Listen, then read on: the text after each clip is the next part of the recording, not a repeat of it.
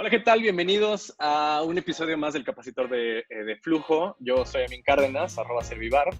Y el día de hoy, pues quería platicar sobre La Mujer Maravilla y la nueva película Wonder Woman 84. Y pues no hay otra persona con la que se pueda hablar sobre este tema más que pues mi amigo Miguel, @Miguel Kane. Que bueno, si ustedes no lo conocen, no entiendo por qué. Este podcast se frecuenta por cinéfilos también. Pero bueno, Miguel, además de ser la autoridad en México sobre Wonder Woman, también es asiduo fan de Sylvia Plath, de Sharon Tate, de The Smiths y de Linda Carter, si no mal recuerdo. ¿Cómo estás, Miguel? Hola, Min, qué gusto estar en el Capacitor de Flujo. Soy escucha desde hace algún tiempo, escucha anónimo y discreto, pero fan, big fan, y es un placer enorme. Ustedes probablemente no lo sepan, pero @Servivar y @aliascane, que somos nosotros, hemos sido amigos, nos conocimos por Twitter hace como 10 años, cuando yo todavía no vivía en México. Yo viví mucho tiempo fuera. Y desde entonces somos cuates, el señor Cárdenas y yo, y es alguien a quien no solamente admiro por su versatilidad y su capacidad y su talento, sino también porque es alguien a quien estimo y quiero mucho, y es un placer estar en su podcast. No, pues bienvenido, hombre, muchas gracias por estar y pues con esto que dices ya me siento como que me van a dar algún galardón, ya sabes, no estoy vestido como para recibir ningún trofeo ni nada. Sí, oye, por favor, ¿qué me haces? Pues bienvenido y Pues gracias mira, por aceptar esa bienvenida. Qué gusto tenerte acá. un placer. Gracias. Y pues si eres no sabía que eres escucha, pero pues externalo más seguido, porque todos los comentarios aportan. Y justo quería empezar hablando de los orígenes de Wonder Woman. Como lo dije, no hay persona más informada y más fan y no hay mayor autoridad en este país más que tú. Y pues quería hablar contigo porque hay muchas cosas que me molestan de cómo ha sido la interpretación de la Mujer Maravilla en el cine, en las 3 películas que ha aparecido del nuevo universo de DC. Pero la que más me molesta es el origen, que bueno, en las películas se muestra un origen muy diferente al que yo conocía, que había visto de niño, probablemente en la serie de los Super Amigos, en donde Diana se gana el título de Wonder Woman gracias a que se disfraza y participa de manera clandestina en un torneo que tienen las Amazonas, ¿no? Contra la voluntad de su mamá y demás. Y en las películas no es así. Entonces tú me vas a corregir si el que yo me sé es el correcto, si es el incorrecto, y cuál es la diferencia con el que tiene en las películas.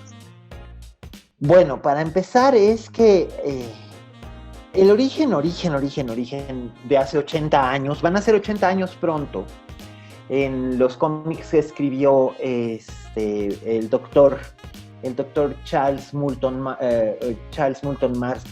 William Moulton Marston, perdón. Charles Moulton era su seudónimo.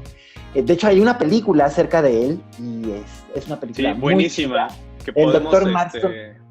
Sí, que podemos comentar al ratito, sí. Sí, el doctor Marston y las Mujeres Maravilla, ¿no? Que es una verdadera... de verdad, la película es estupenda porque el señor era un personajazo. El famoso detector de mentiras, de hecho, se lo debemos a él. Y el prototipo del detector de mentiras, de hecho, era el lazo mágico de la Wonder Woman. Exacto. En el cómic, cuando aparece por primera vez, el origen de ella es que es la princesa de las Amazonas, no explican cómo. O sea, simplemente ya están ahí. Ella es la princesa de las Amazonas, es hija de la reina, rescata a Steve Trevor de un accidente aéreo que cae en el mar, ella lo rescata, él le explica que el mundo está en peligro por la guerra con los nazis. En la primera película que dirigió Patty Jenkins hace 3 años, Pues no se mencionaban que eran nazis, pero...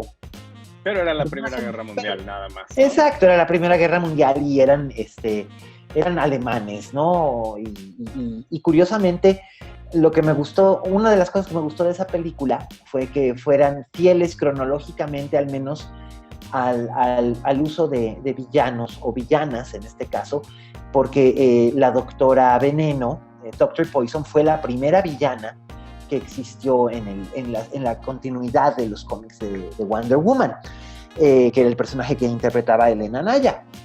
Bueno, para no hacer el cuento demasiado largo, ese era el primer origen que hubo en Adventure Comics en 1941. Posteriormente se hizo un origen más claro y más conectado con la mitología, que era que la reina Hipólita había tomado arcilla y creado una estatua de un bebé. Y a ese bebé le dieron vida las diosas del Olimpo. Originalmente eran todos los dioses. Posteriormente George Pérez, en los años 80, hizo que nada más fueran las diosas quienes le daban vida a la estatua de arcilla. Y esa era la única niña que había en la isla Temícera, que antes de la crisis de Tierras Infinitas se conocía nada más como Isla Paraíso, donde vivían las amazonas, y Diana efectivamente rescataba a Steve Trevor, y la reina Hipólita prohibía que Diana se fuera al mundo de los hombres con Steve. Entonces convocaba un torneo en el que participaban todas las amazonas menos Diana, que lo tenía prohibido por su madre, pero todas las amazonas que no eran de la casa real, pues, podían participar, y de ahí elegir a la mejor guerrera para que acompañara a este hombre a detener la guerra, ¿no? La violencia en el mundo del hombre. Y Diana, efectivamente... Yo tengo una pregunta. Uh-huh. Este nuevo origen no se lo dio el doctor, fue cuando ya le quitaron los derechos a él, o sí se lo dio propiamente el creador. No, lo de la muñequita de arcilla sí era de él, era una historia de él, y de hecho la familia le vendió los derechos a DC mucho tiempo después, porque él muere y se sigue... DC tenía que publicar por lo menos 6 veces al año, o sea, cada 2 meses, un cómic de la Mujer Maravilla para mantenerse como explotando los derechos. Finalmente, es hasta los años 50, mediados de los años 50, que cuando National Publication se convierte en DC, que le compran los derechos a la familia Marston. Del mismo modo, ya lo habían hecho antes con Jerry Siegel y Joe Shuster, los creadores de Superman, y posteriormente lo harían con Bob Kane, el creador de Batman. El creador de Batman, sí. Pero lo que pasa es que en la película hay...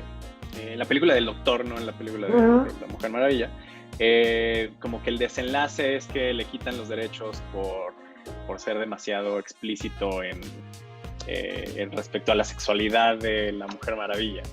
Entonces, bueno, o sea, lo retiran. Por eso pregunto si es... Lo que ocurrió en la vida real es que lo retiran a él de como guionista. Nada más se queda el dibujante H.G. Peter, que fue el dibujante por 10 años de la tira.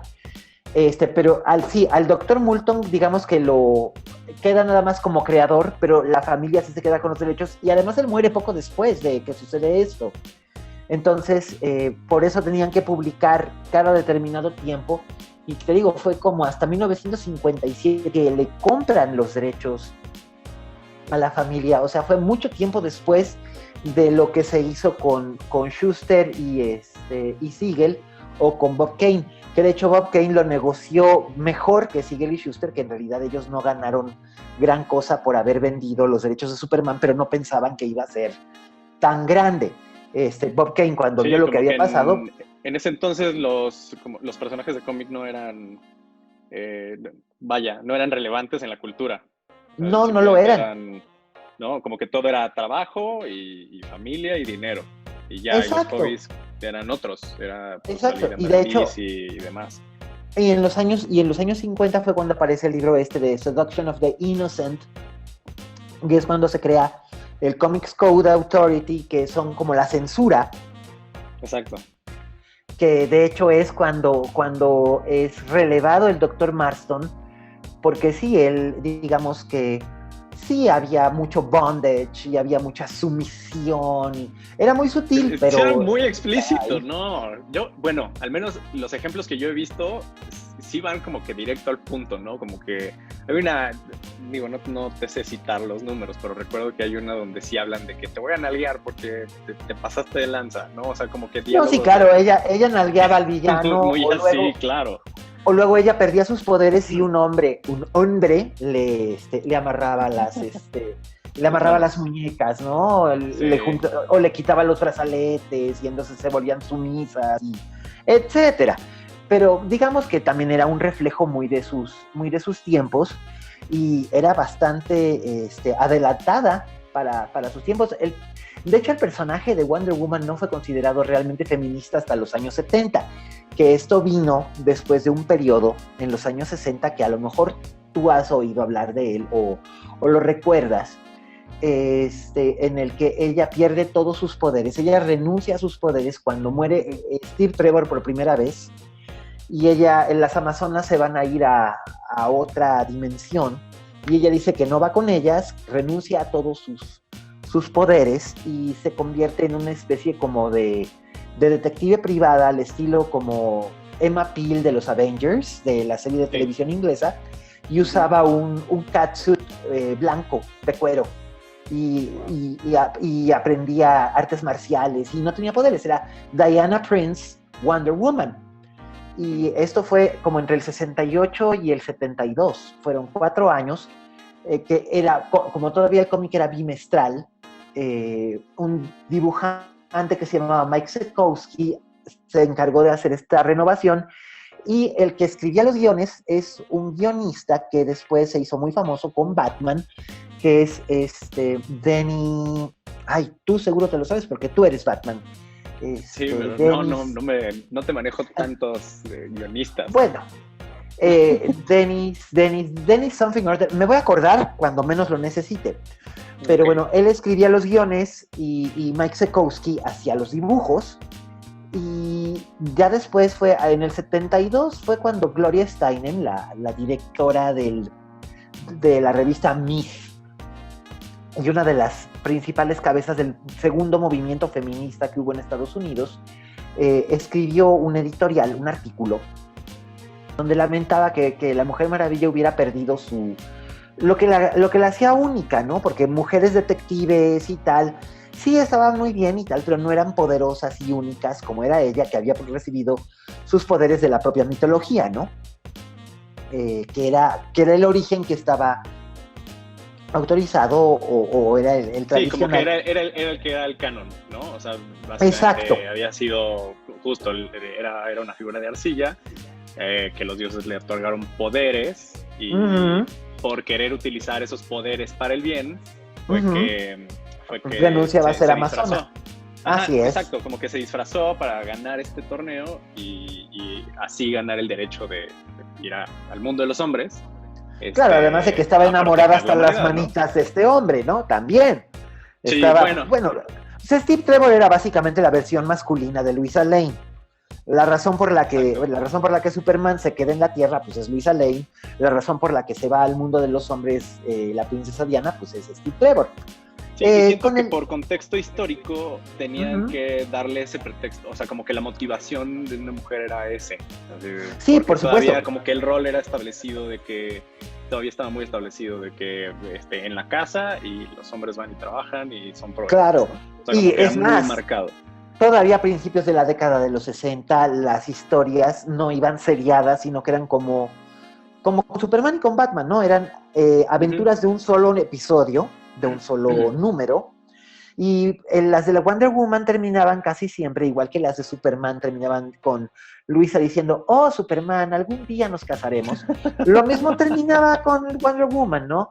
Steve Trevor le decía Ángel, porque ese era el el mote que siempre le dijo, ¿no? Ángel tradicionalmente, porque decía, es que es un ángel porque lo había salvado. Decía, Ángel, ¿cuándo nos casaremos? Y ella decía, oh, Steve, cuando acabe la maldad en el mundo. O sea, nunca. Nunca, Pero, nunca se van a casar, claro. Nunca. Aunque bueno, después, claro, DC, tú sabes la historia de las tierras infinitas, Tierra 1, Tierra 2. Complicadísimo, sí. Era complicadísimo, pero era maravilloso. Al menos para mí, cuando yo era niño, todavía existía eso, entonces para mí era maravilloso, porque yo te dominaba las tierras, ¿no? Por ejemplo, en Tierra 2, Batman se casaba con Catwoman y tenían una hija, que era Helena Wayne, que cuando morían Batman y Catwoman se convertía en The Huntress, y por eso para mí The Huntress siempre fue un personaje muy familiar. O Wonder Woman se casaba finalmente con Steve y tenían una hija que era Lita Trevor, que se casaba con el hijo de Hawkman y se convertía en The Fury, una superheroína que después formó parte del canon de Neil Gaiman, la rescató del olvido y la incorporó al canon de The Sandman, y de hecho ella se convierte en la mamá del nuevo Sandman. Es una cosa bien interesante. Creo que después de la crisis, lo que quisieron hacer fue quitar tantos lazos familiares. El árbol genealógico, como que lo podaron. Los borraron. Dijeron, a ver, todos somos independientes y para no complicarnos de más, destruyeron al personaje, destruyeron al personaje de Helena Wayne.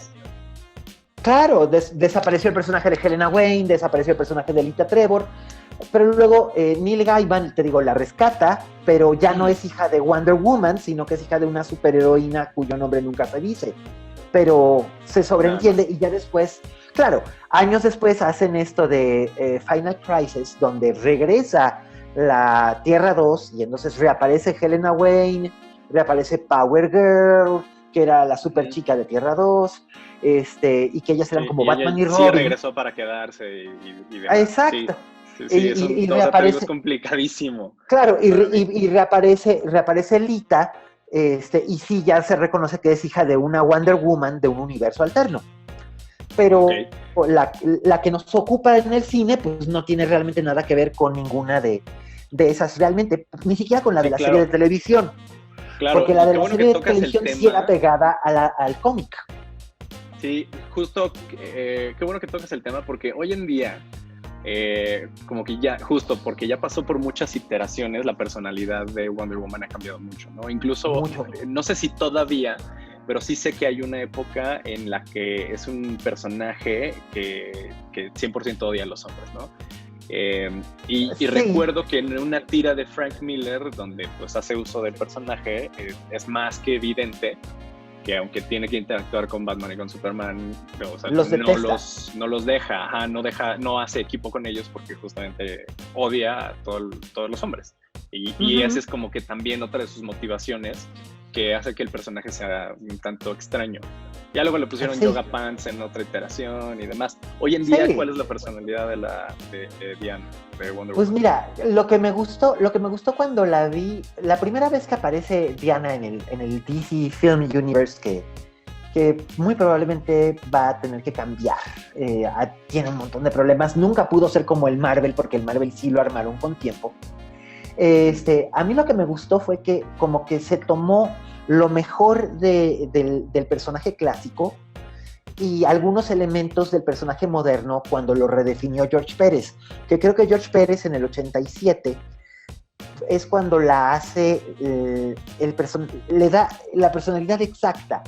Los tres personajes más importantes de la DC, tú lo sabes, a mí son Superman, Batman y Wonder Woman, por orden de aparición.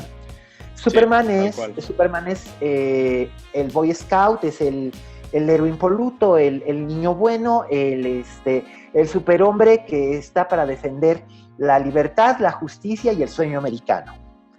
Batman, exacto. Batman tiene más problemas porque Batman no tiene superpoderes, es un ser humano que renuncia a su humanidad para poder detener el mal, utilizando precisamente la imagen del murciélago, algo que le mete miedo a los criminales, y él va renunciando a su humanidad. Por eso es que se parte él en dos. Por un lado es Bruce Wayne, por otro lado es Batman, pero tiene también el trauma muy arraigado de la muerte de sus padres. Es decir, Superman no tiene padres porque Jor-El y Lara mueren cuando explota Krypton. Y Kal-El no conoce nunca a sus padres más que a través de proyecciones holográficas. De hologramas, ¿no? De hologramas. Que dejaron en su nave y de cuestiones culturales que él va encontrando de Krypton. Sí. Exacto, pero en realidad él tiene los valores americanos porque fue criado por Jonathan y Martha Kent y porque vivió en Kansas, en medio de la nada. Sí, en medio del lugar más gringo de la historia, ¿no? De la historia, casi exacto. Republicano Superman. Bueno, pues de hecho tenía valores republicanos en los años 40. Sí. Y Batman, bueno, pues Batman es este hombre que proviene del privilegio, pero aunque venga del privilegio, esto no lo protege de la pérdida más terrible y traumática, y además ocurre ante sus ojos cuando él es muy pequeño. Originalmente, en el primer cómic de Detective Comics 27, que es cuando aparece por primera vez la historia de Batman, se supone que Bruce tiene 7 años cuando sus padres son asesinados delante de él. Después creo que ahora ya es canon que tenía 10, creo, ¿no? Sí, tiene 10. Tiene 10. Con 10 años. Con 10, sí, pues es que fue cuando Frank Miller hizo después de Crisis, porque se había cambiado mucho, a veces tenía 5 o 7 o 10 o 12, pero finalmente Frank Miller lo establece como 10 en Batman Año 1. Sí. Entonces él, digamos que crece con una única figura paterna, que es Alfred, que no solo es su figura paterna, también es su figura materna y es su todo. Alfred realmente es la protección total de Bruce Wayne y además también es su cómplice, su ayudante, su asistente, su conciencia. Su enfermero, su todo, su amigo, su velador, confidente, todo. Su todo. Entonces, eso es bien interesante. Pero digamos que lo que representa Batman son valores, es un set de valores muy diferentes, ¿no? Es el uso de la fuerza, es el uso de incluso Batman originalmente en los primeros cómics iba armado. Sí, tenía una pistola y de hecho la usa muchísimo en y de los hecho, primeros años. Claro, incluso mata. Ahora ya no lo hace, ahora digamos lo tiene vedado. En su código de honor él no puede matar, pero originalmente digamos que él representaba la fuerza y la justicia a cualquier precio. Y luego venía Wonder Woman, y Wonder Woman lo que siempre representó fue el amor, la compasión y salvar vidas. Ella era, eso era lo que ella representaba siempre, y eso es un poco lo que ahora representa el personaje que encarna Gal Gadot. Es eso, ¿no? Donde el personaje de Henry Cavill es digamos, el poder y la justicia, y Batman es la venganza o también la justicia, pero con métodos más pero es más rencoroso, ¿no? Más rencoroso y más duro. Ella en cambio, ella sí tiene una fe, quizás por o sea, lo más irónico de todo esto es que ella no es literalmente humana, porque Superman es extraterrestre, pero es humanoide. Batman es un ser humano de carne y hueso, que no tiene superpoderes, y ella es un ser místico.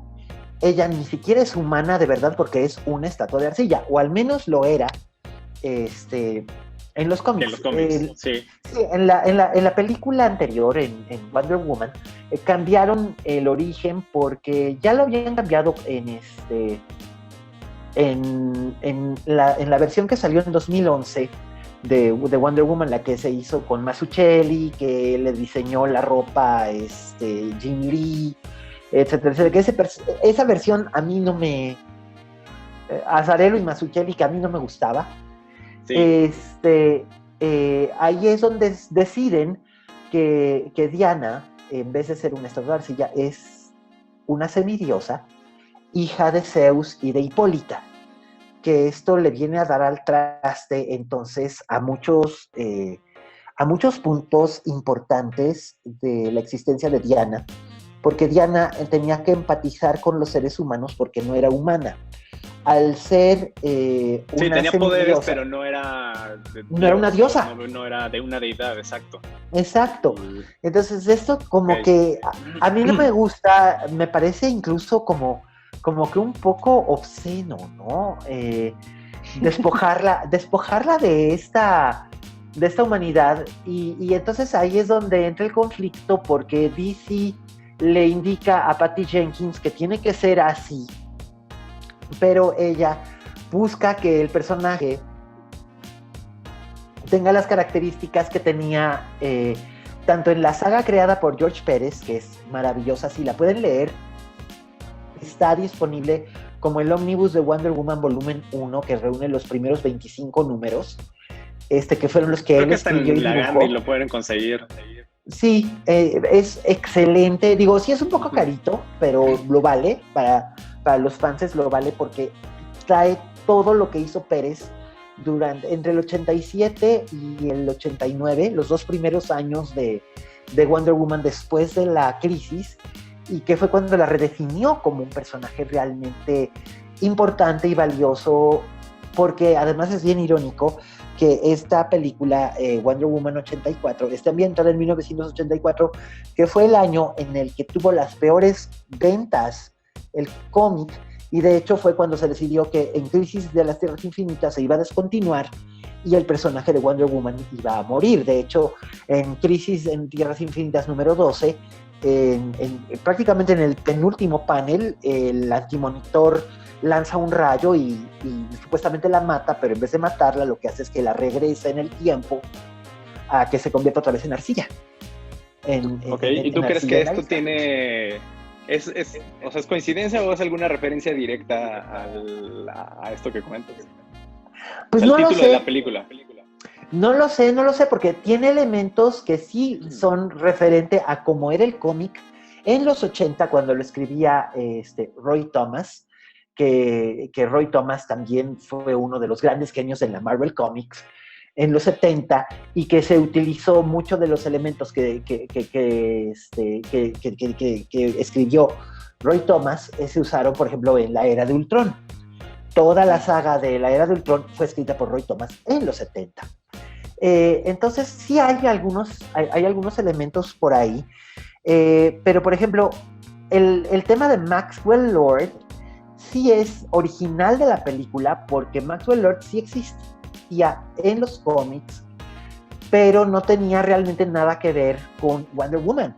Maxwell Lord era un personaje que más bien era un enemigo de la Liga de la Justicia, y en una de las famosas crisis, porque ya después del Crisis en las Tierras Infinitas hubo un chorro, o sea, llegó un momento en que ya no importaba qué crisis fuera.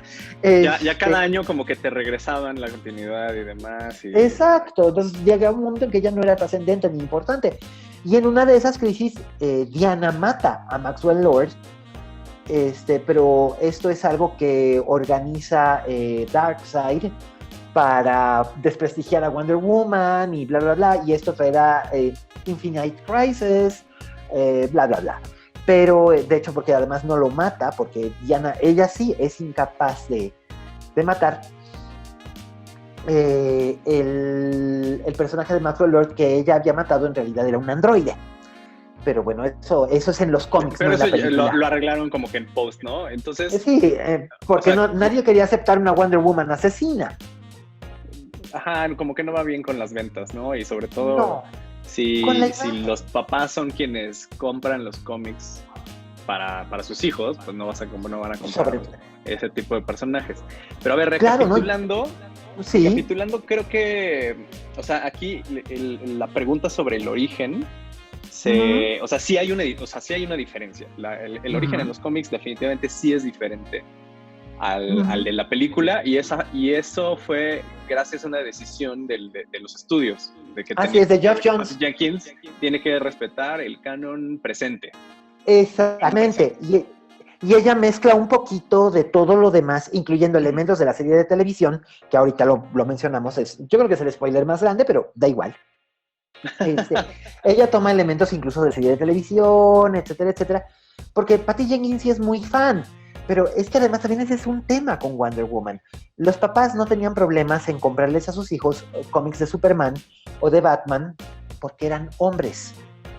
Pero los papás como que sí levantaban la ceja de que ¿por qué quieres leer Wonder Woman? Y bueno, tú sabes que lo primero que yo leí en mi vida, como a los 4 años, fue un cómic de Wonder Woman. Entonces de hecho, gracias a Wonder Woman es que vino todo mi amor por la mitología griega, bla, bla, bla. Pero fue básicamente por la serie de televisión. También, porque es así, pues es de mi generación, ustedes no lo saben, pero yo soy como 11 años mayor que soy como 11 años mayor que el joven Amin. Bueno, entonces, o sea, en internet creen que tengo 25 años, no es nada grave. Ya, bueno, entonces ya ves, sí. Pero no serían 21, querido. Entonces, es bien chistoso porque sí, yo leía Wonder Woman y a mí de hecho me gustaba Wonder Woman y me gustaba Miss Marvel, que luego se convirtió en Capitana Marvel. Uh-huh. Y de hecho me gustaban los cómics con superheroínas, los X-Men. Leía la Liga de la Justicia para poder ver o leer aventuras de Canario Negro o The Huntress o Zatanna, la maga, todo esto, ¿no? Sí, Zatanna, que de hecho hasta tengo mi Funko de Zatanna, que sí, soy un geek, ni modo. Entonces, pues era bienvenido eso. Al capacitor de flujo. Pues sí, por supuesto. Entonces, pues a mí me interesaban las superheroínas, ¿no? Y las de Marvel también. O sea, Miss Marvel, Spider-Woman, Invisible Woman, Phoenix, Storm, Kitty Pryde, Psylocke. Tú las nombras y yo las conozco a todas. Los superhéroes me daban un poco de hueva, pero las superheroínas sí me resultaban interesantes. Entonces sí es un problema que el papá convencional como que interese o cultive el interés de sus hijos en superheroínas. Incluso lo vimos con Star Wars, ¿no?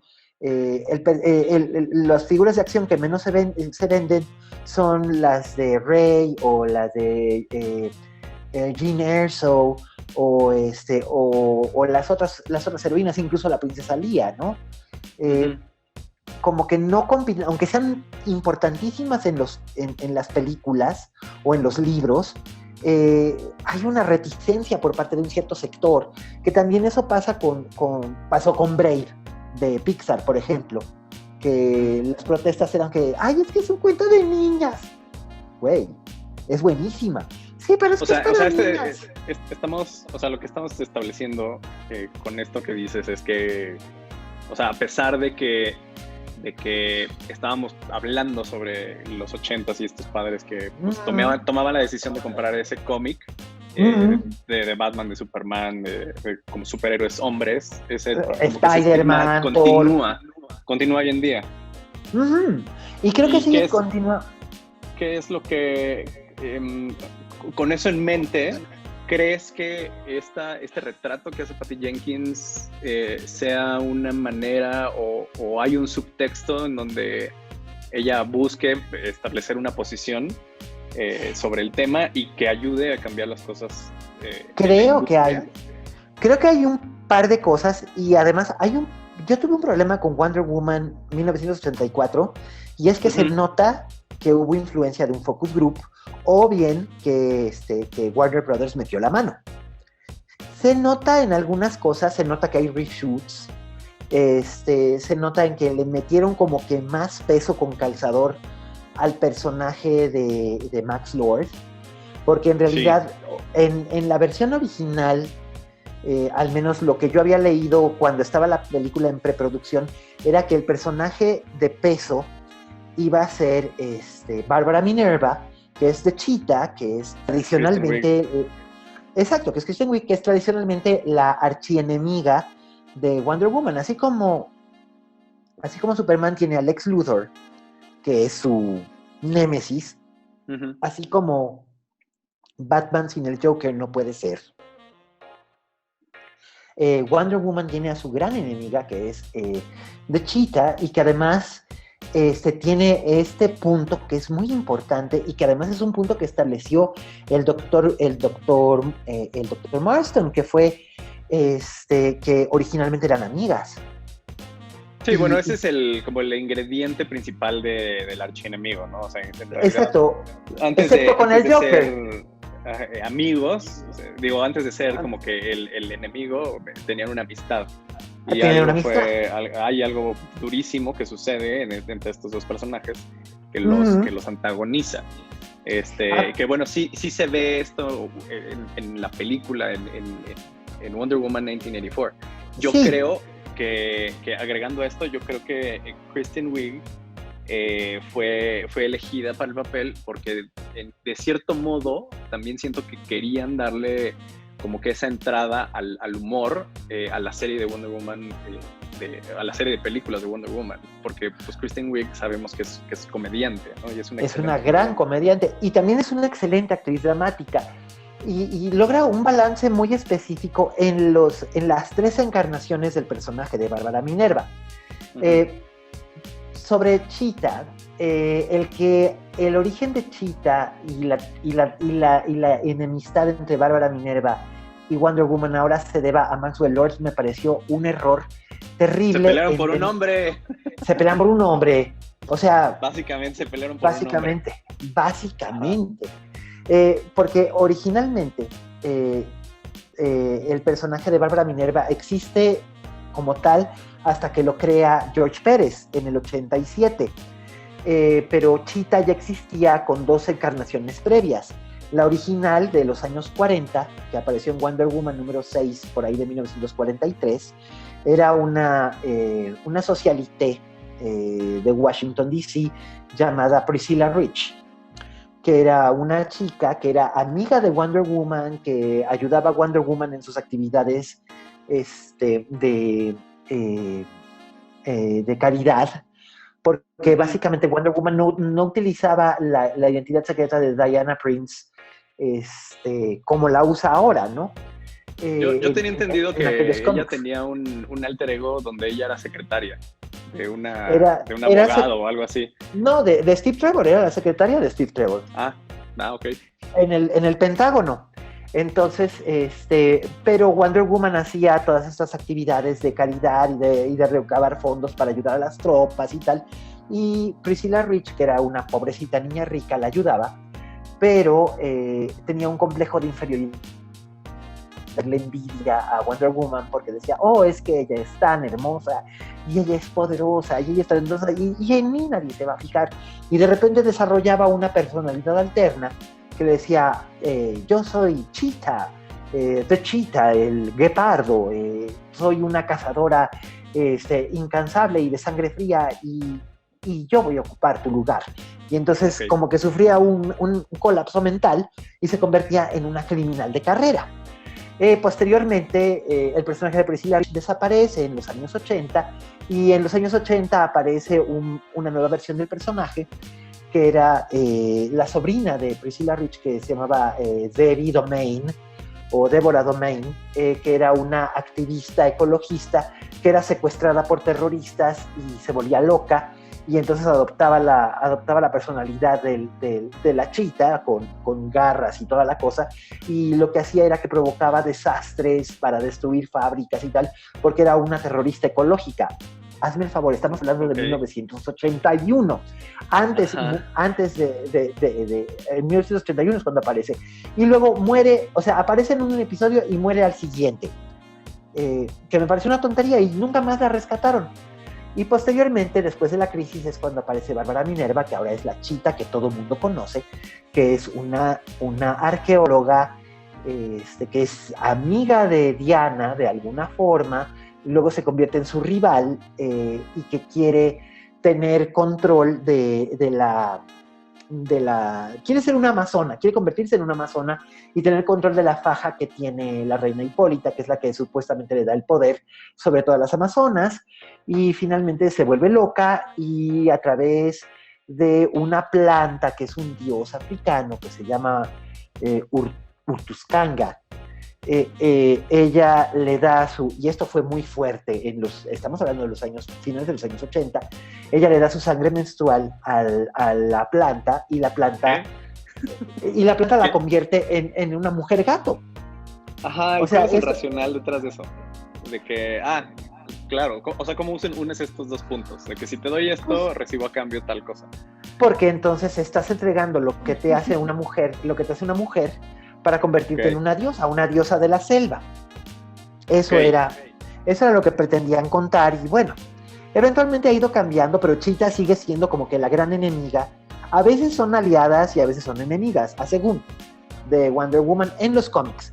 Pero aquí me pareció un poco absurdo eso de que, o sea, su primer deseo es, quiero ser una mujer segura de mí misma y tener todas las cualidades que tiene Diana. ¡Pum! O sea, básicamente entonces se convierte en una Bárbara Minerva mucho más fuerte, menos torpe, porque como tú decías, la primera Bárbara Minerva que conocemos, que se hace amiga de Diana en el Museo Smithsoniano, pues es torpe pero simpática y bien intencionada y nadie la pela. Y es muy cómica.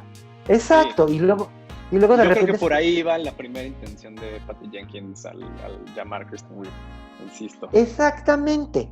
Pero después, o sea, la intención era la parte que son los reshoots, es la parte en la que aparece intermedia como enamorada, entre comillas, de Maxwell Lord. Uh-huh. Y entonces es cuando viene el absurdo de que, bueno, ahora pídeme otro deseo. Quiero ser un gato. Sí, como que lo dice muy así de, quiero ser un depredador, un felino. Sí. Exacto. O sea, como que no hay, ahí sí no hay fundamento. No hay una motivación. Y vaya, hasta resulta cómico. Ese es un humor involuntario, yo siento. Fíjate que en una de las versiones que hay en internet, que si ustedes saben buscar dónde buscar guiones, pueden encontrar algunas de las primeras versiones del guión. Hay una primera versión del guión que está fechada en febrero de 2019, donde precisamente el personaje de Bárbara Minerva es esta chica torpe que después de la secuencia del mall, dice, es que yo quisiera poder ser como ella, y en el Instituto Smithsoniano es donde encuentra la planta y entonces decide llevar a cabo un ritual y se convierte en el predador. Uh-huh. Eso tiene más sentido, mucho más sentido. Y va mucho más alineado con del cómic. Sí, claro, pero aquí no sé por qué razón sé que hubo mucha presión por convertir a Maxwell Lord en una especie de parodia de Donald Trump, uh-huh. Porque en los cómics no lo es. Sí, en los cómics, o sea, es una persona como...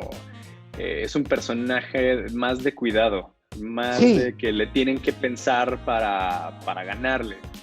Por supuesto, pues es el líder de Intergang. Claro, o sea, no es una persona no es un personaje de una sola habilidad, de que, le vamos a, como lo es en la película. Y hay momentos, exacto. Bueno, más bien al final de la película yo siento que vimos más en pantalla a Pedro Pascal que a Gal Gadot. Siento un Totalmente, poco. Y eso me molestó porque yo hubiera querido ver más. ¿Tú te acuerdas que en la película original uno de los elementos que funcionó mejor, sin lugar a dudas, considerando que el arco final de la película original como el arco final de esta se caen, y eso no es culpa de Patty Jenkins como directora, es, te digo, problema por la intervención del estudio, y se nota. En la película original había una gran química entre Steve Trevor, Chris Pine y Gal Gadot, que de hecho yo lo dije en su momento hace 3 años. Gal Gadot no es una gran actriz, es una mujer sumamente carismática y bellísima y tiene una gran presencia en pantalla, que eso era algo muy importante, eso era algo que necesitaba este personaje.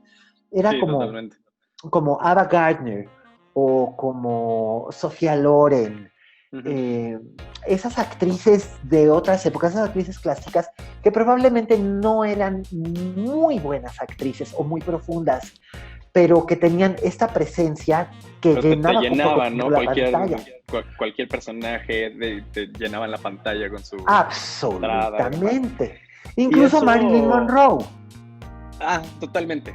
Marilyn Monroe, Grace Kelly tiene la gran habilidad histriónica, pero bueno, o sea, Bella sigue siendo un ícono americano. Y totalmente. Yo creo que aquí a mi parecer en la primera película, no le bastó al personaje, a la película, que Gal Gadot fuera este tipo de persona y que tuviera esta personalidad.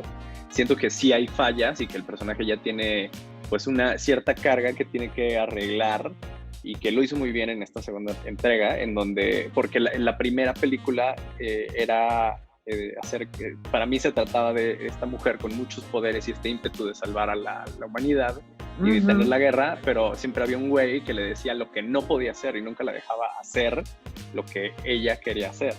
Y ese era un problema. Y al final, ajá, exacto, como que la película no resuelve esto de manera satisfactoria y pasarte el cuento corto, no me gustó la primera película. Esta sí me gustó más, siento que la historia sí está mucho mejor, hay más acción, sí vemos más de Wonder Woman.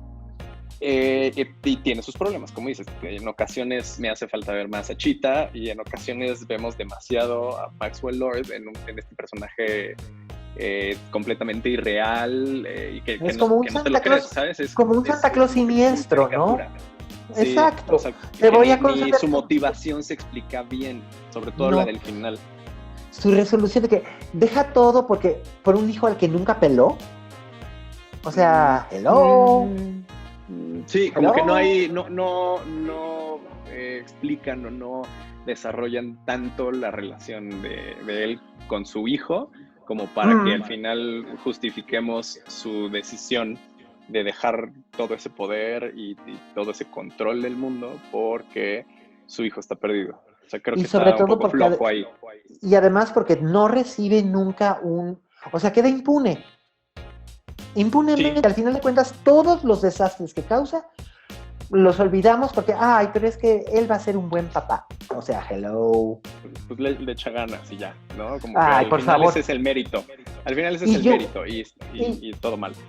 Y yo hubiera preferido que hicieran lo que originalmente la idea, al menos lo que se sabe que originalmente iba a ser la idea para justificar la reaparición de Steve Trevor. Porque pues aquí, digo, y este es un spoiler sote, Steve Trevor reaparece porque Diana lo extraña y desea volverlo a ver y entonces ¡pum! Aparece. Pero en realidad originalmente Steve Trevor cuando regresa de la muerte, ¿se acuerdan que les hablaba que ella renunció a sus poderes cuando él muere por primera vez? Bla, bla. Bueno, él regresa de la muerte porque ella le pide a Afrodita que le devuelva la vida. Afrodita, la diosa del amor, le devuelve la vida, pero lo vuelve a perder porque lo que Afrodita resucitó realmente no era Steve Trevor, sino que era una imagen de Steve Trevor, porque aún los dioses tienen límites en sus poderes.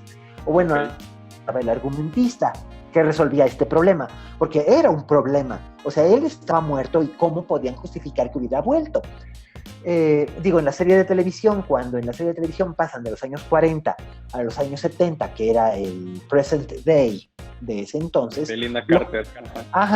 Lo justifican con el hecho de que el Steve Trevor con el que Linda Carter trabaja en los 40 ya murió, pero el Steve Trevor con el que trabaja en los 70 es el hijo que es idéntico al padre.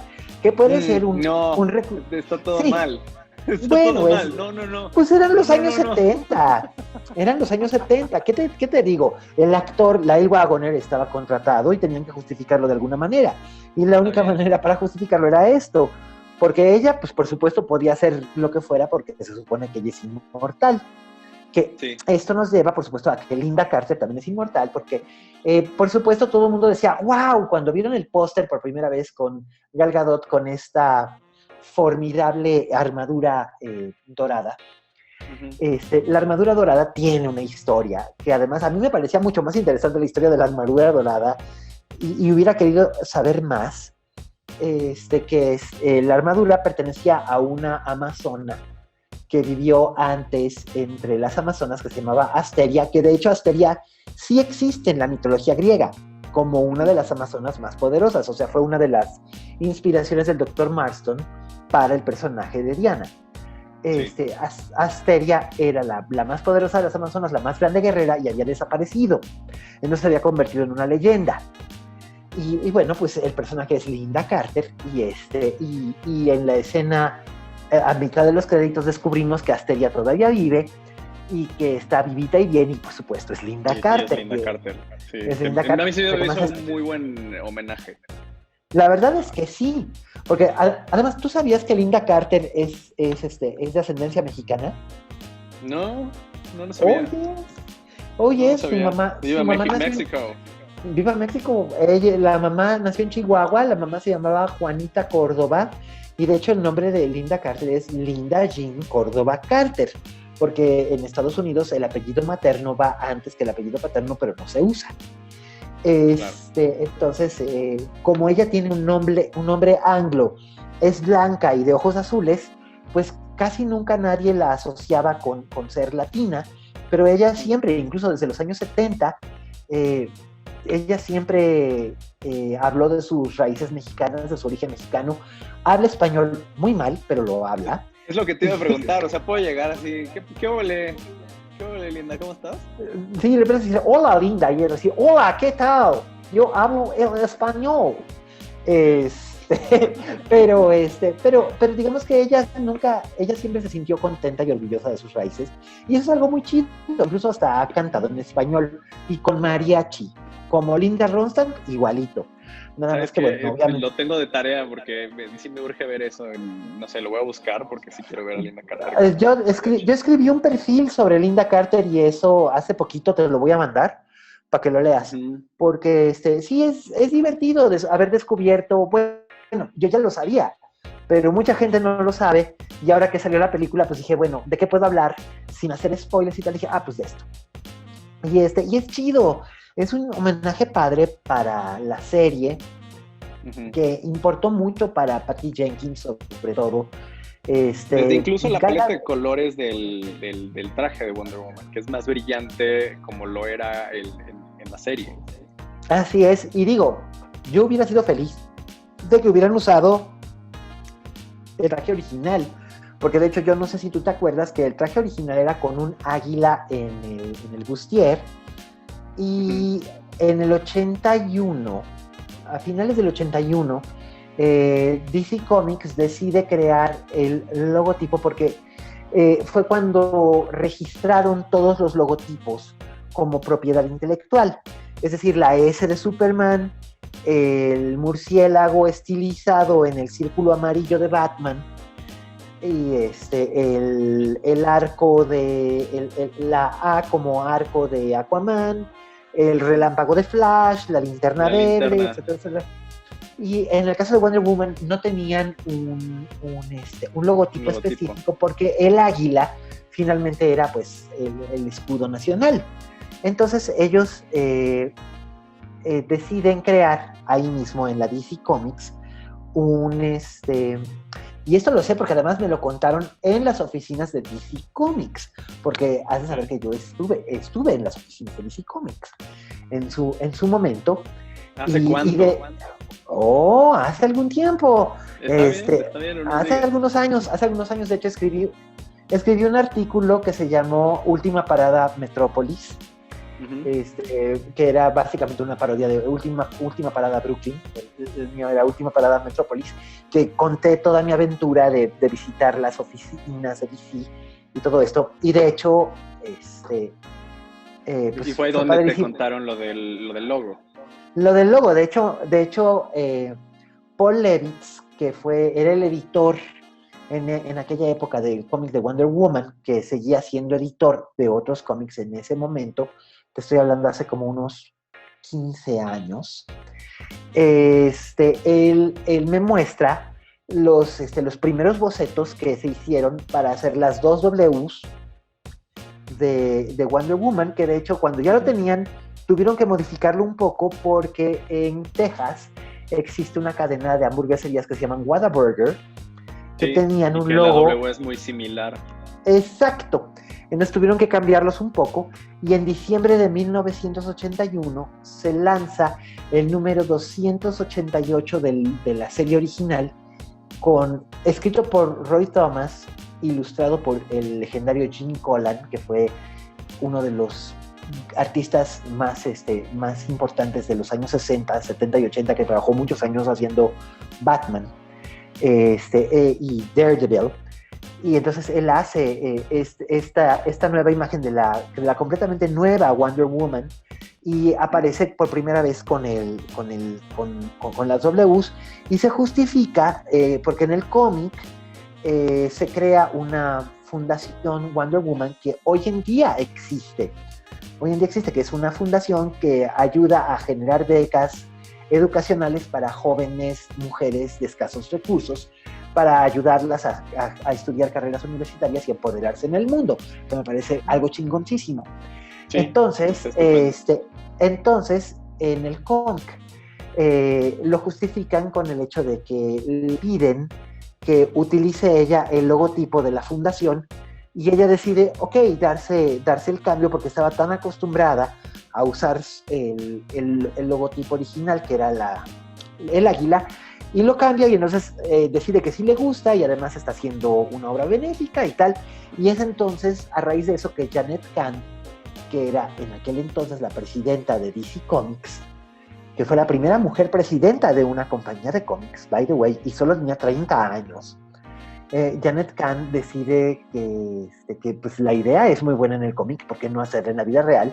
Y se creó la Wonder Woman Foundation, que hasta la fecha existe, y que de hecho DC Comics da una parte proporcional de ganancias para su sostén, amén de que parte del merchandising de Wonder Woman que se vende también va para eso, e incluso partes de las ganancias de las películas, o de la comercialización de la serie de televisión, etcétera, etcétera. Sí. Pero a lo que voy, Wonder Woman 1984 se llevó una paliza con muchos críticos, principalmente con críticos hombres, fíjate. Eso me decepcionó un poco, en el sentido de que decían, es que es tan cursi, solamente le podría gustar a una niña de 14 años. Yo dije, bueno, pues entonces debo ser una niña de 14 años, porque a mí me gustó. ¿Estás hablando de críticos profesionales? ¿México o...? Sí, no, en México. En México, no estamos hablando en Estados Unidos. No, en Estados Unidos le fue bastante mejor. Le fue bastante mejor con la crítica en Estados Unidos que a Tenet, que ya es bastante decir. Pero bueno, Tenet tenía una serie... Tenet tenía una serie de problemas. Sí, porque es complicadísima la historia. No, pues ese es el gran problema, porque Tenet no puedes conectar emocionalmente con nadie. O sea, visualmente es un prodigio, sí, pero el manejo del tiempo llega un momento en que es tan ostentoso que no puedes conectarte y entonces además no hay una historia realmente. Entonces, si no hay una historia, no sé, yo tengo problemas con las películas donde no tengo una historia. No sé si me explico. Sí, o sea, para terminar este paréntesis, creo que Tenet, si no existiera justo el asunto de la reversa en el tiempo y viéramos la historia lineal, sí está muy sencilla, está demasiado sencilla, es muy banal. Chafa, y no estamos viendo ni el origen de las misiones, ni como el desenlace en el futuro. Pero, pues no. Pero sí creo que es es harina de otro costal, porque sí es harina de otro costal. Largo y tendido de Tenet. Pero entonces, regresando a el tema de los críticos, o sea, le tiraron durísimo en la escena nacional. Sobre todo... ¿Cuál era como el argumento? Pues decían que se veía chafa, que era un exceso de nostalgia. Güey, es una película ambientada en los años 80, es una película de fantasía principalmente pensada para un público infantil. ¿Qué esperabas? No puede ser Lawrence de Arabia, no puede ser Blade Runner, no puede ser Ice White Shot, no puede ser Alien si quieres una película de acción protagonizada por una mujer. Es una película que está pensada para un cierto tipo de público. Es cierto, está pensada también para las chavitas, pero las chavitas y las mujeres jóvenes también necesitan un personaje al cual voltear. Y no solamente ellas, o sea, no tiene absolutamente nada de malo si eres un chavo y te gustan los cómics de Wonder Woman. Que ese siempre ha sido como que mi problema, ¿no? O sea, yo veo niños ahora de 12, 13 años o 10 años que y les digo, bueno, ok, veo que te gusta Batman, veo que te gusta Avengers, que viste Avengers Endgame 4 veces en el cine, qué chido, pero ¿qué opinas de Wonder Woman o de Captain Marvel o de Medusa, de los Inhumanos, Storm, de los X-Men? Ay, no, es que son viejas. Y pienso, híjole, es de veras terrible que todavía a estas alturas del partido sigamos teniendo el mismo problema que se tenía hace 30 años o hace 50. Sobre todo porque en realidad yo siento que los cómics no deberían de tener género, del mismo modo en que las películas de superhéroes tampoco deberían estar medidas por género. O sea, no está prohibido que haya mujeres que sean fans de Star Wars, o de Alien, o de Dune. Bueno, de eso hablaremos cuando por fin llegue Dune, o de, no sé, de Avengers, por ejemplo. O sea, a mí siempre me dio un poco de coraje que los únicos personajes femeninos importantes en Avengers son Wanda y Natasha. Exacto, la Black Widow es Natasha Romanoff. Y sin embargo, la única que realmente tiene la voz cantante es Natasha Romanoff. Y sin embargo, ella acaba siempre haciendo lo que marca Tony Stark o el Capitán América, ¿no? Tengo curiosidad por ver cómo va a ser la película de Black Widow, sobre todo porque además sale, aparte de salir Scarlett Johansson, sale Rachel Weisz, y Rachel Weisz no puede hacer películas malas. O sea, la película podrá ser espantosa, pero Rachel Weisz la salva. ¿No crees que...? A las pruebas me remito, ¿no? La Fuente. Sí, claro, que es buenísima. A mí sí me gusta. O sea, yo tengo gustos bien peculiares, pero no me digas. Sí puedo salir a la defensa. Sí, no seríamos amigos si no fuera así. De La Fuente, de The Fountain. Por ejemplo. Yo creo, como que en esto que estás platicando me hace pensar que a lo mejor todavía las decisiones de los estudios sí están regidas por personas que todavía no rompen esos paradigmas, al menos en las decisiones de negocio que toman. Para decirlo en palabras más sencillas, creo que tanto para personajes como Wonder Woman, como Black Widow, como Captain Marvel, sí, como que este desarrollo de temas feministas o de este empoderamiento sí están siendo obstruidos por decisiones de negocio que toman las cabezas de los estudios. O sea, el género que sean hombres o mujeres, pero sí creo que no están tomando ese riesgo que implica ir con los paradigmas actuales de un público más maduro. No sé si me explico. Te explicas perfectamente. ¿Te acuerdas hace como unos 5 o 6 años que se había anunciado la película de Inhumans?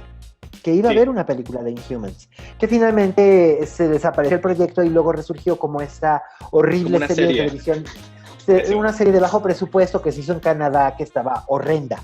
Bueno. Fue por cumplir nada más. Fue por no perder la propiedad. No, pero de hecho tienes razón, la hicieron para no perder los derechos cinematográficos de la propiedad. A lo que voy es esto.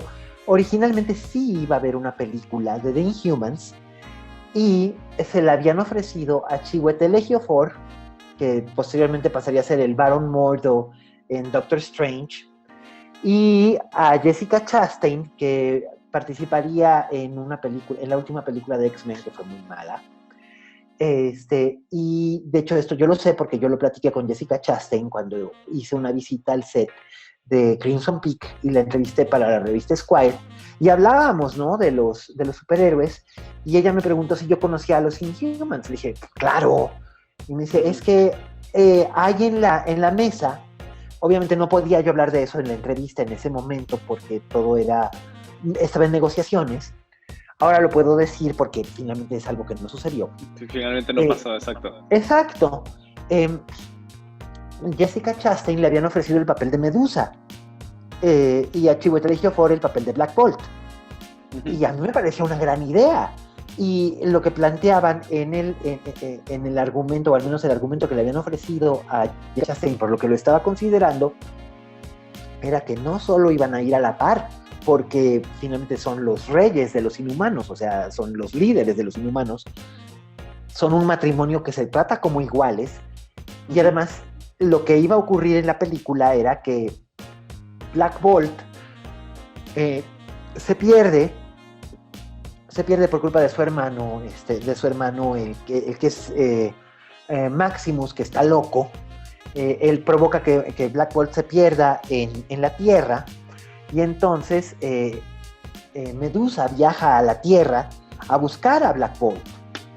Y era interesante porque tenía elementos clásicos de la trama, originalmente creada por Stan Lee y Jack Kirby, que apareció por primera vez en las páginas de Fantastic Four, solamente que era al revés. La que se perdía era Medusa, y el que la iba a buscar era Black Bolt, con la familia real a cuestas, incluyendo a Crystal y bla, bla, bla, y luego Crystal se quedaba con Johnny Storm, y bueno, tú te sabes la historia, ¿no? Más o menos.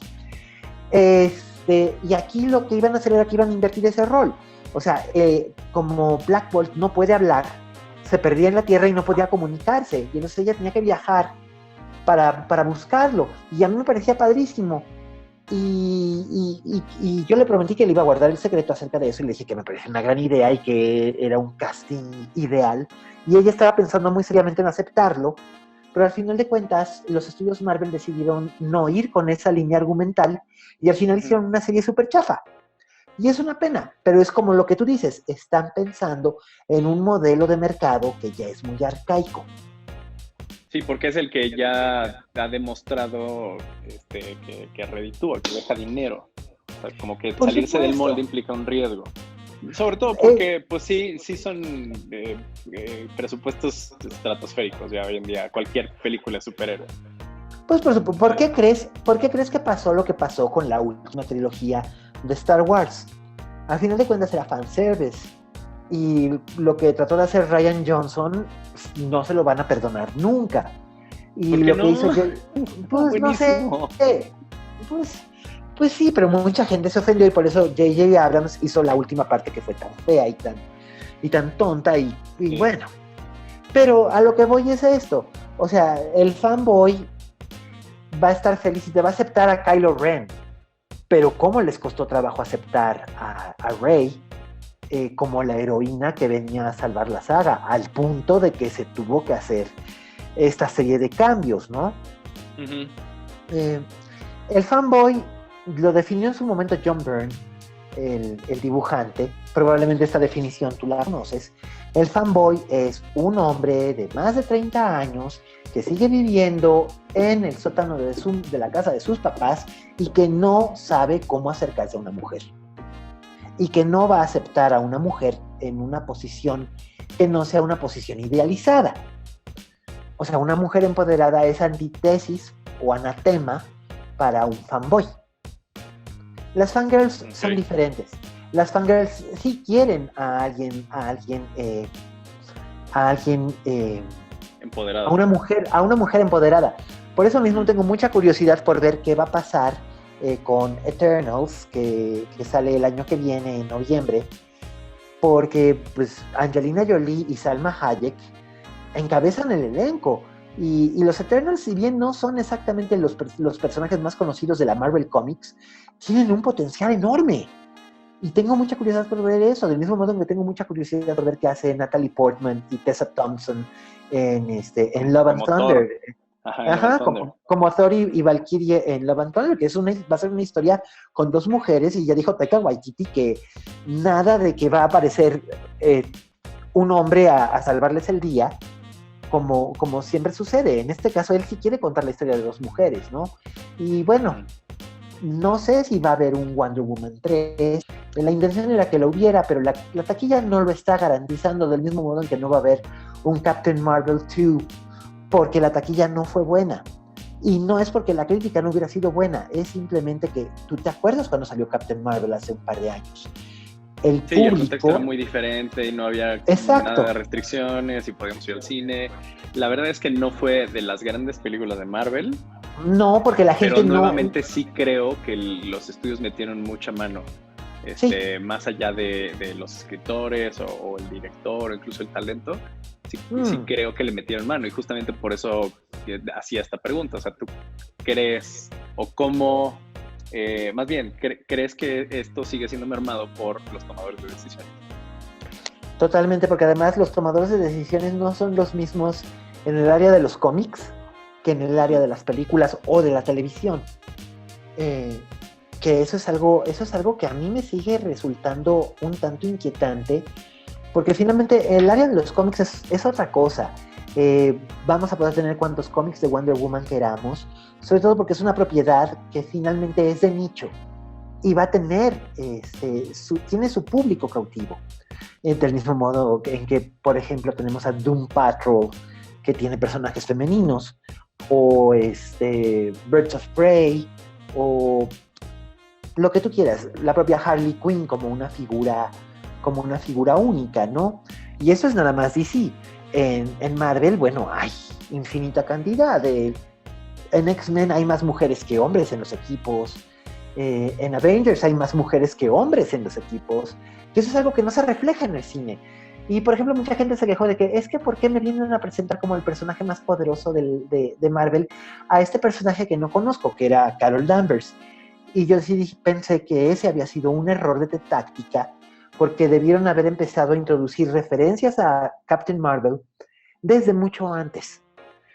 Sí, y como en realidad, lo fueron tejiendo con Thor, por ejemplo, o con con Hulk, Capitán América, Hulk y demás. y demás, exacto. Y entonces dices,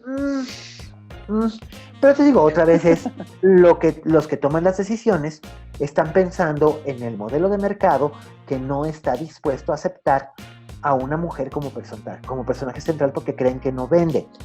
Que de hecho esto es el pan nuestro de cada día en la industria, y lo vimos incluso con lo que declaró Joel Silver hace varios años cuando se estrenó una película con no me acuerdo, era una película con Sandra Bullock a la que extrañamente no le fue bien en taquilla. Creo que fue Miss Congeniality 2. Es que estaba bien malita. Estaba bien malita, y entonces Joel Silver dijo que no iba a volver a ver una película de la Warner Brothers protagonizada por una mujer en mucho tiempo, porque las películas protagonizadas por mujeres no vendían. Y era en ese tiempo cuando Joss Whedon estaba tratando de desarrollar Wonder Woman, pero no encontraba a la actriz adecuada.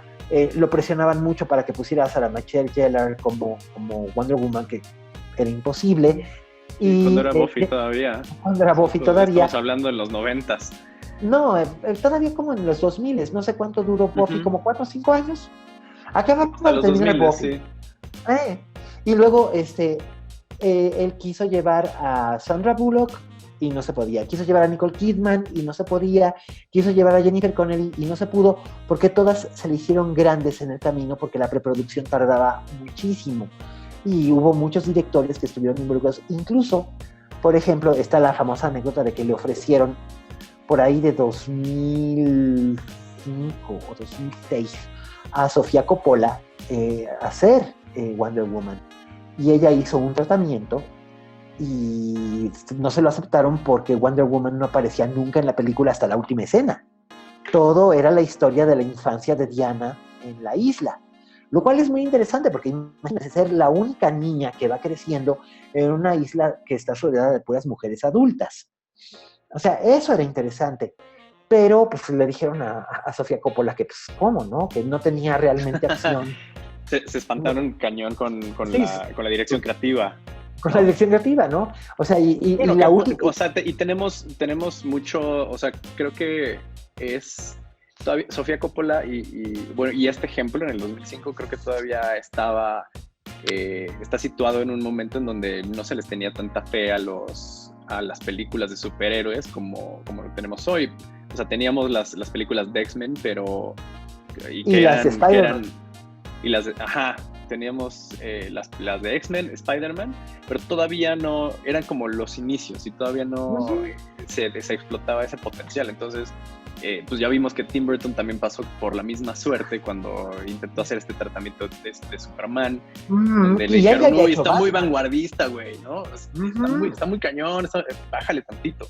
Y yo creo que al día de hoy la industria aún así no se anima a experimentar cosas distintas, o sea, como que ya se está estancando el género justo porque no están permitiendo que haya cosas distintas, y en algún momento esa burbuja tiene que reventar, yo creo. Como todas las burbujas que ha ido habiendo, ¿no? En los años 80 eran las películas de acción, en los años 90 eran las películas de Jerry Bruckheimer. En los 2000 las comedias románticas, los remakes de series de televisión o de películas clásicas. Finalmente todas esas como etapas se van consumiendo. La de superhéroes ha durado bastante, pero en realidad su auge ha sido únicamente de 12 años a la fecha. Ha sido mucho. Creo que ha durado bastante. Creo que ha durado han bastante. sabido extender la vida del producto, yo creo, sobre todo del lado de Marvel. O sea, el lado de Marvel es el que ha hecho todo esto.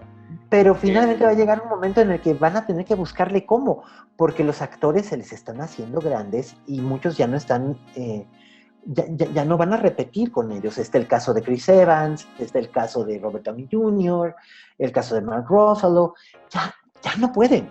O sea, ya no están en edad de andar corriendo detrás de una pared verde. Ahora bien, me estaba acordando de lo de Sofía Coppola. Ya me acordé cuándo fue esto. Lo de Sofía Coppola fue en 2006, entre 2006 y 2007, porque ya existía, ya se había estrenado, ya había tenido éxito Batman Begins de Nolan.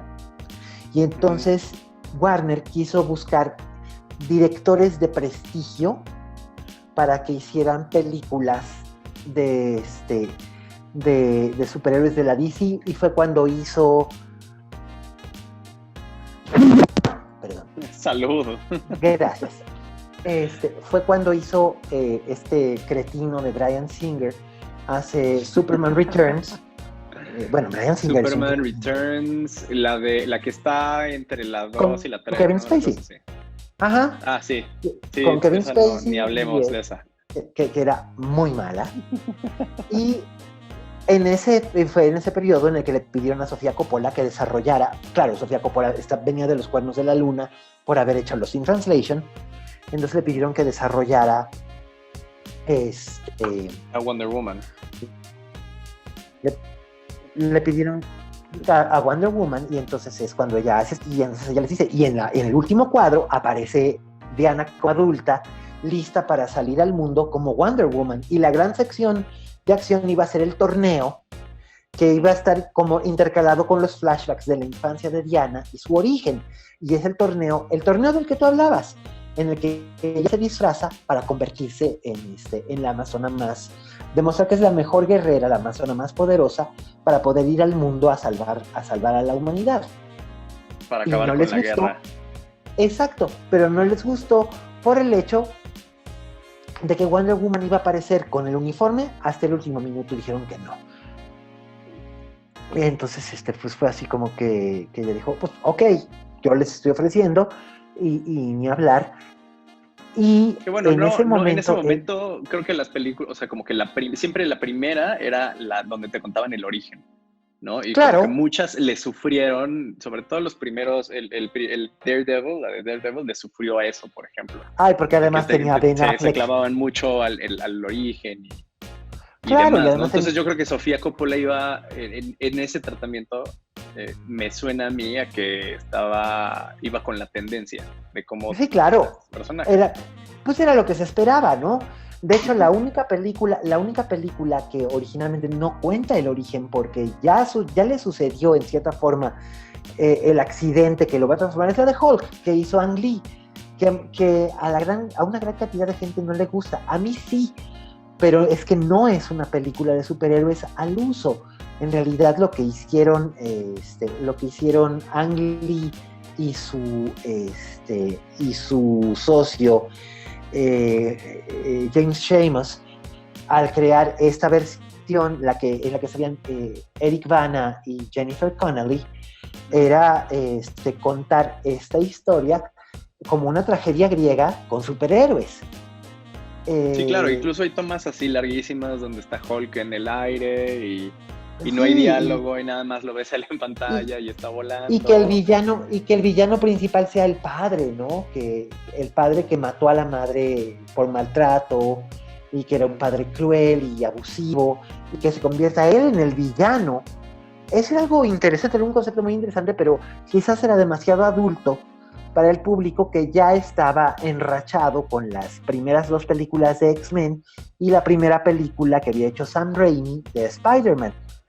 Y luego cuando salió la segunda... Sí, creo que salió muy, muy raspado al Pero con mira, esa. nos hemos estado, creo que ya llevamos un buen rato quejándonos de todo lo que no nos parece, tanto de la película como de la industria. Ujú, Pero lo que te propongo ahora ujú. es que me digas, bueno, tengo dos preguntas y vamos Dígamelo. por partes. La primera es, de las dos películas que ya hay de Wonder Woman, ¿cuál es la que más te ha gustado? La 2, Wonder Woman 1984 me gusta mucho más porque conecta con los cómics que yo leía en mi niñez. Yo fui niño en los años 80. Entonces, para mí es un viaje a mi infancia.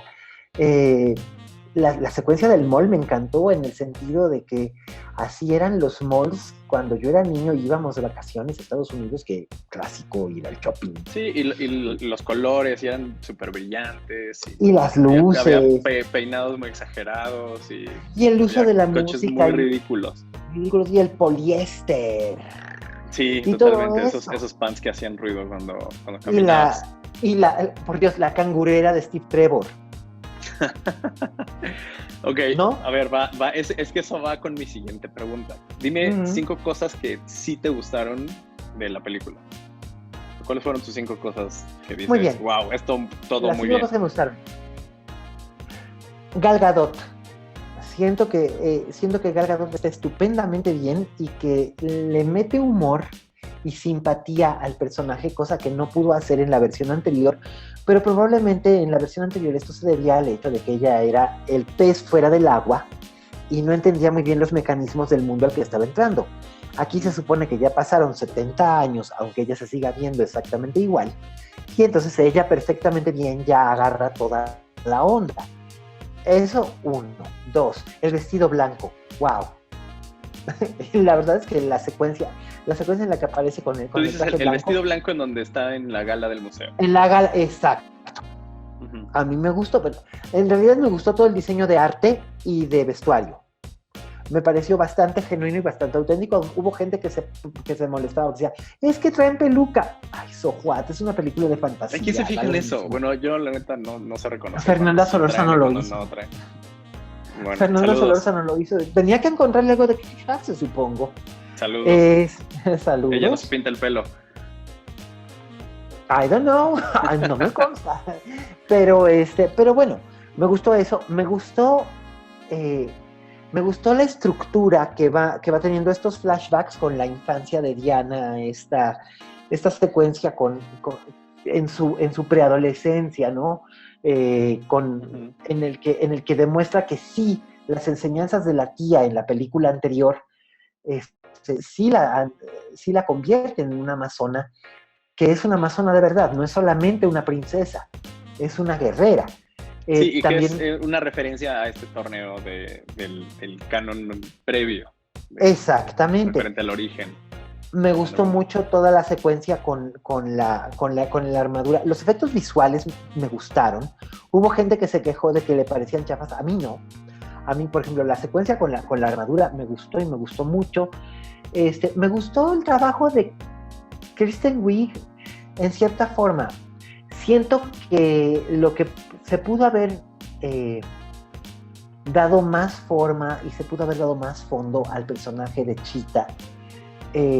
Y creo que el haber puesto con calzador al personaje de Maxwell Lord y haber hecho de que él fuera el responsable de que ella se convirtiera en este ser poderoso, le quitó mucho, porque en realidad era mucho más interesante el planteamiento original en el que ella quería ser como Diana y torció el camino, aunque su intención hubiera sido buena, se convierte en un monstruo. ¿Me explico?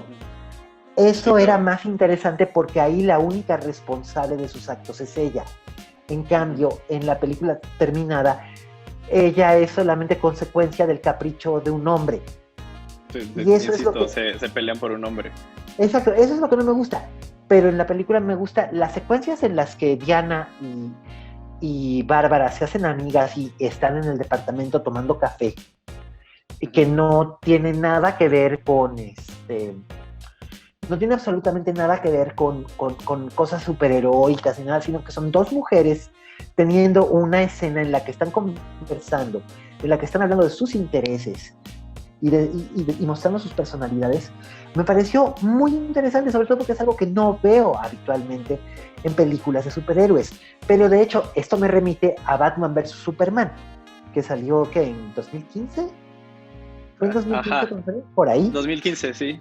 Así que de hecho, lo único realmente interesante de Batman vs. Superman es la aparición de Wonder Woman. Es lo que salva la película. Ella es la que salva la película. En el momento en el que ¡pum! En el que se le aparece a ambos y llega a separarlos y a pacificar y todo. Y es lo que te digo, ella representa amor, valor y compasión. Esas son las características de Wonder Woman y son valores que son importantes para cualquier espectador, ya sea un hombre de 46 años como yo, o una niña de 14 años, o un niño de 10, o una anciana, o lo que sea. Creo que la película tiene problemas técnicos, tiene pasos en falso, fallas de ritmo, se nota que le metieron mano los del estudio, que se volvieron a filmar escenas, no sé si dirigidas por Patty Jenkins o no. Ella no ha querido hablar al respecto de eso, y hace bien. Yo creo que debe estar bajo contrato también, durísimo. Claro, ¿no? Tiene que cuidar lo suyo. Sobre todo y aparte, si quieres... Claro, tiene que cuidar el producto, sobre todo si está recién estrenado. Además. Exactamente.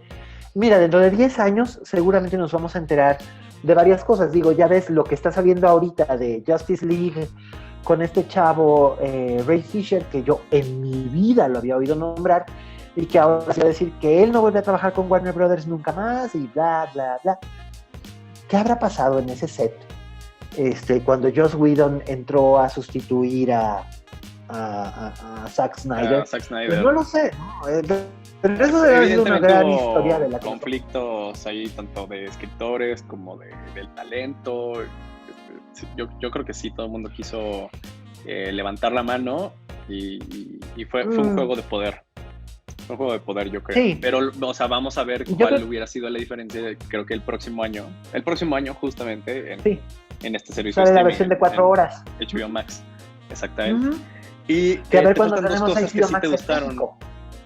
¿Qué otras cosas más me gustan? La música. Sí, vamos a tener HBO Max en México pronto, que bueno, porque yo quiero. Porque además, no solamente lo quiero, lo voy a necesitar como herramienta de trabajo. Claro, digo, pero si pronto. No me han dicho cuándo, pero pronto. Ya aquí que ya hay un equipo, pues. Pero genial. Pero sí, pronto. Genial, porque yo sí la voy a necesitar como material, como herramienta de trabajo. Me abono, si es necesario, me abono, me suscribo, porque para mí es muy importante tener. Vamos, si no voy a poder seguir yendo a salas, y creo que la cosa no está como para eso. No sabemos qué vaya a pasar aún con las vacunas, pues se nos va a necesitarla como herramienta. Y eso es lo que necesito. Pero eso es una parte. ¿Qué otras cosas me gustó? La música. Me gustó la música, me gustó la ambientación, me gustó una vez más la química entre Chris Pine y Gal Gadot. Siento que se cortó muy rápido y es una pena, me hubiera gustado ver más. Y te digo, otra vez, no me gustó que la justificación para la existencia de Chris Pine, bueno, de Steve Trevor, fuera esa, que tuviera que ver con Maxwell Lord. Pero me gustó verlos juntos de nuevo y pues básicamente es eso. Creo que hay una solidez en el producto, hay una continuidad y sobre todo hay un respeto por parte de Gal Gadot y de Patty Jenkins por el personaje. Que eso es algo muy importante. Sí, le están rindiendo tributo no nada más al personaje, sino también a lo que a Linda Carter había hecho por el mismo, y que están intentando respetar ciertos cánones que a lo mejor en la entrega previa no pudieron explorar. O sea, yo sí creo que está mucho mejor lograda que la anterior.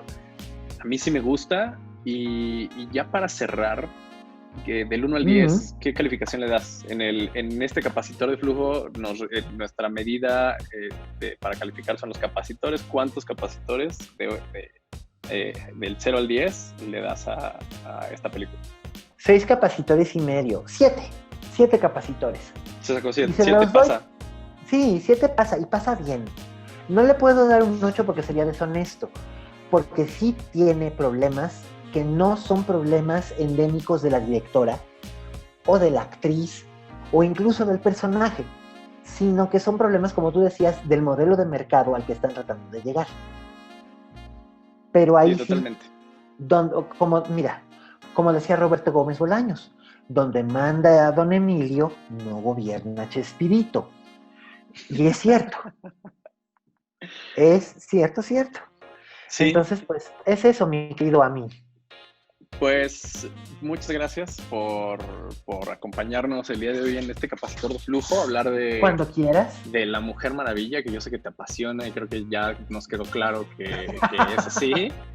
Y la verdad es que quedó mucho en el tintero. Yo tengo muchas preguntas sobre el personaje, pero yo creo que eso podemos guardarlo para otra ocasión. Tú invítame Y cuando también hablar quieras, ya sabes que...